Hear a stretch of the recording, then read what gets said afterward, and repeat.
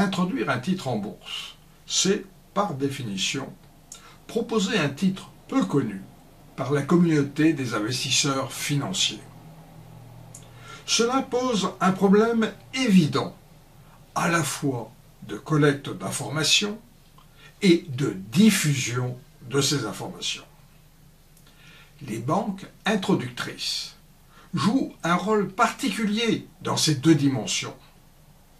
Plus elles sont connectées, plus elles ont de chances de bénéficier d'informations supplémentaires. Plus elles sont connectées, mieux elles pourront diffuser l'information dont elles disposent. Bajot, Chemamur et Simonian s'intéressent dans une étude publiée dans le Journal of Financial Economics à l'étendue des réseaux qu'entretiennent les banques d'affaires entre elles. Ils en montrent les conséquences au niveau des caractéristiques des IPO qu'elles dirigent.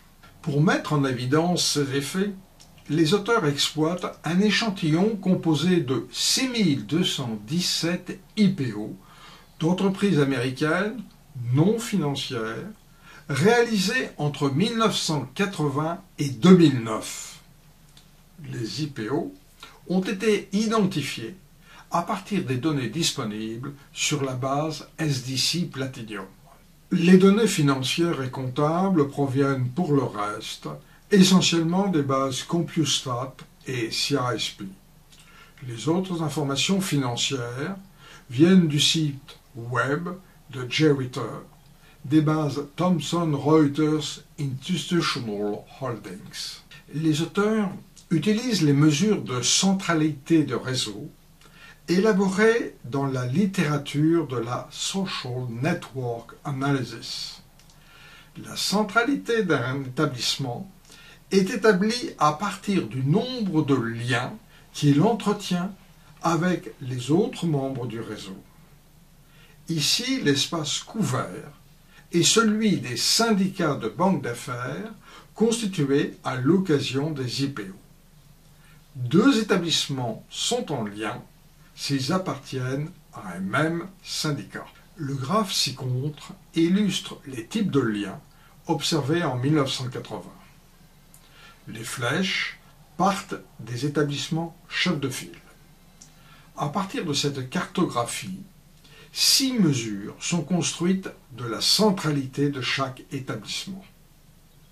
La plus simple étant le nombre de liens qu'il entretient directement avec les autres. Une banque chef de file qui dispose d'un réseau important pourra en extraire plus d'informations et fixer de manière plus pertinente le prix d'offre.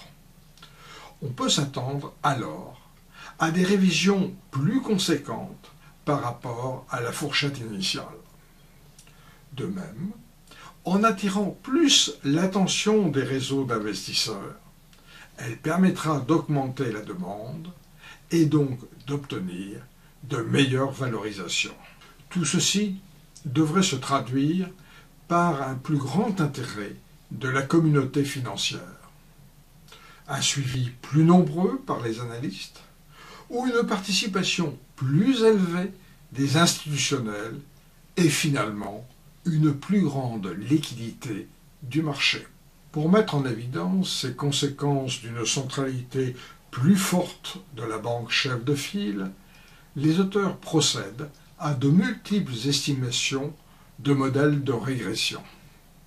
Les variables dépendantes sont l'une des 8 caractéristiques retenues et les variables indépendantes sont l'une des 6 mesures de centralité.